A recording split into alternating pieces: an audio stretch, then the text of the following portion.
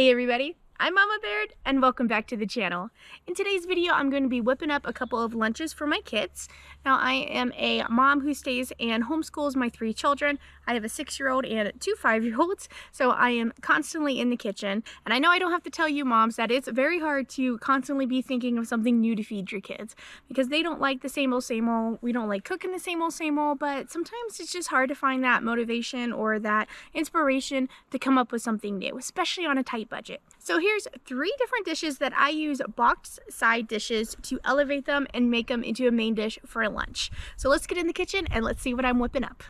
Oh, hi there. If you're new here, I'm Carolina and I live in Montana. I do a lot of food bank hauls, pantry cooking, and canning and preserving on my channel. If that's the kind of content you're into, I hope you'd consider subscribing. We would love to have you come join our family. All right, let's get in the kitchen and let's see what we're cooking. Right, Jack? Let's go. For this first meal, I'm going to be using a box of Annie's white cheddar shells here.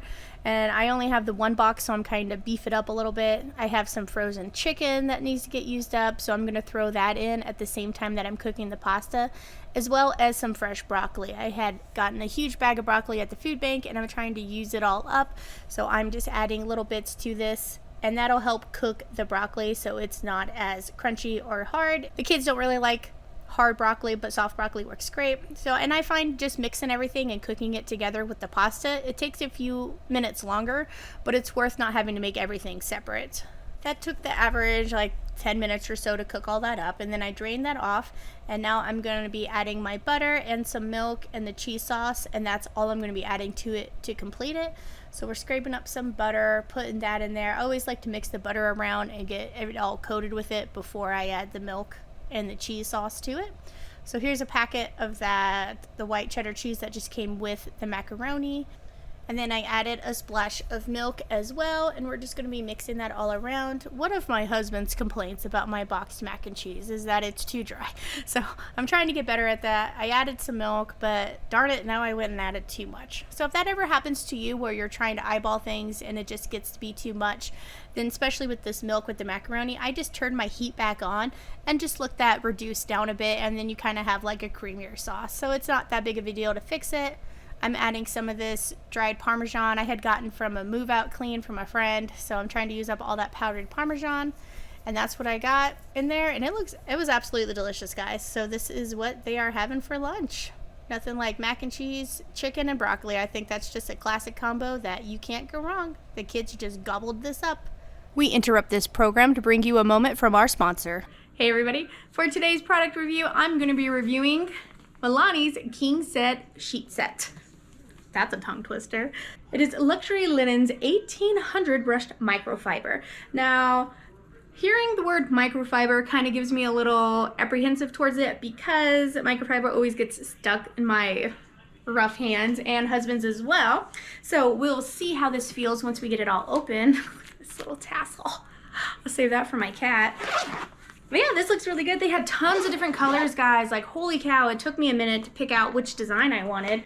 And I'm just a sucker for polka dots. So I decided to go with this polka dot set. Ah, those are super cute. And these are king size pillowcases.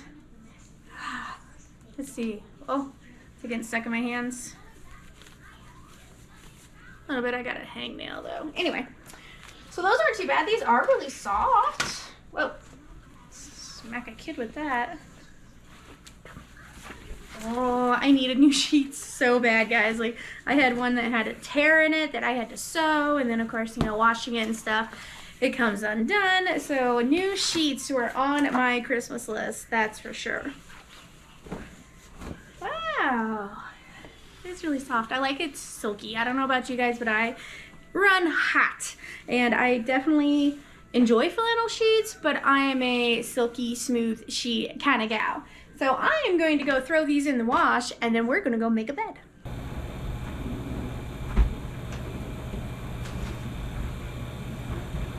Never ending wash.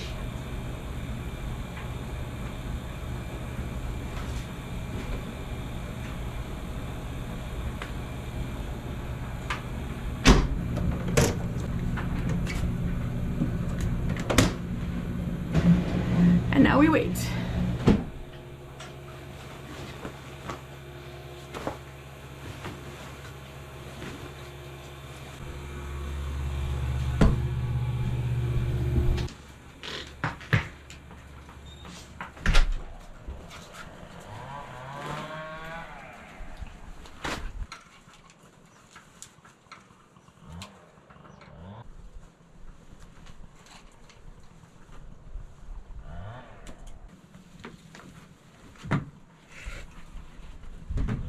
when the weather's nice like this, you can't help but line dry your clothes. So these puppies are gonna dry and then we'll put her on.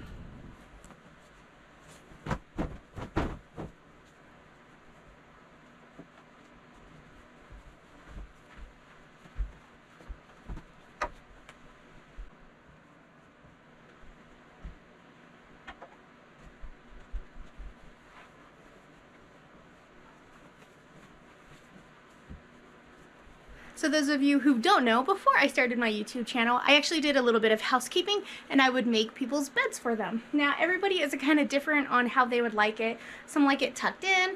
I'm more of a just lay the sheet on top. But I did learn a cool hack for tucking in a king size pillowcase if you only have a standard size pillow. So you have all this extra flap, right? Because here's the end of the pillow. So you have all this extra that usually just gets thrown around and stuff and just kind of looks bad. So what you do is you take this top, you have it separated, and you fold it underneath itself to the top of the pillow. And then we have this little bit here that you tuck up and under there as well.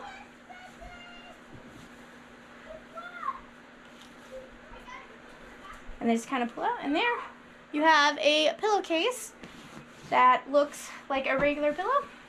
And it doesn't have all that extra flaps. No one likes extra flap. Tell you what, guys, nothing feels better than a nice clean set of sheets. These are so soft. Come here, Yoda. Come on.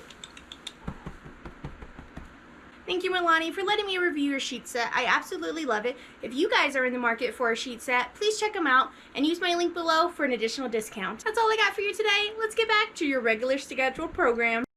For this lunch, I am using a box of the chicken flavored rice. I'm actually going to use 2 of these because I have quite a bit of leftover chicken that I need to use up.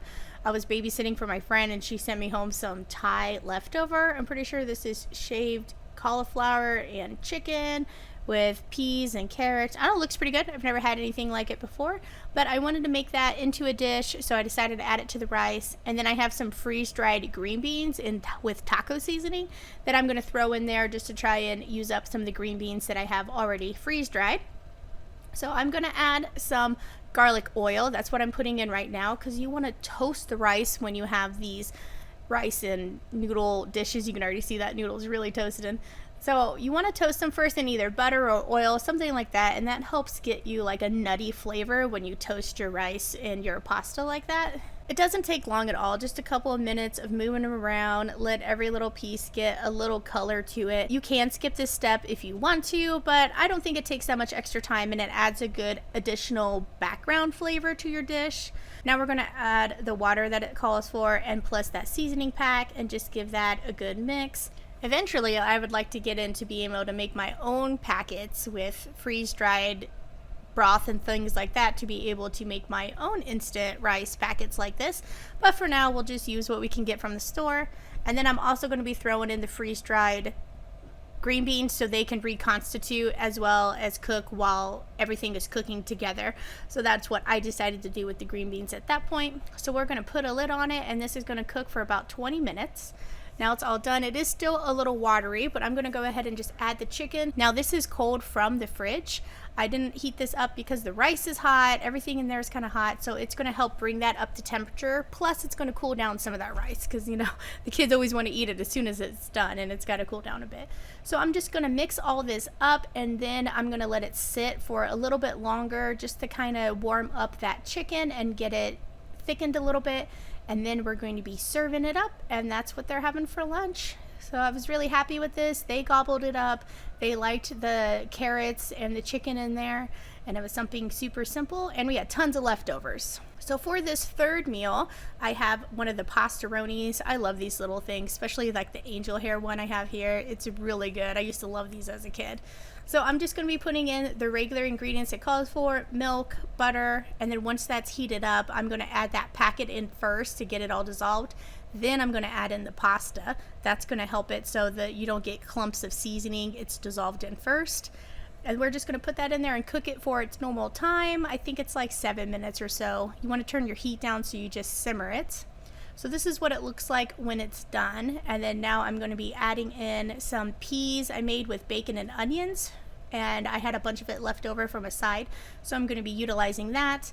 And then I have these little tuna cans that I get from the food bank in the kid lunches, and they're already made tuna salad. So they have celery, onions, mayonnaise, salt and pepper, everything in there. All you have to do is just add that to a sandwich. We don't eat tuna fish too much, so I think this is a good opportunity for me to use these up, and it adds an extra creaminess to it. And it's just kind of like a tuna pea pasta salad, which is a good combination, like a tuna casserole. Everybody loves that. And the peas had bacon in it too, so that really added an additional flavor to it. So same thing, I'm gonna mix this in, but I'm gonna let it sit for a little more so it can thicken up. And it did just that. This looks absolutely beautiful. I am very happy with this. And once again, the kids just totally gobbled this up. I just love it when you make something and the kids love it so much. It's like, Mama, this is so good. I'm like, yeah, they like it. But then on the other hand, when they don't like it, you're like, oh, they don't like my cooking. But they're kids, you know, you can't take their critiques too personal. Added a spot of that Parmesan cheese again, and that's what the kids are having for lunch.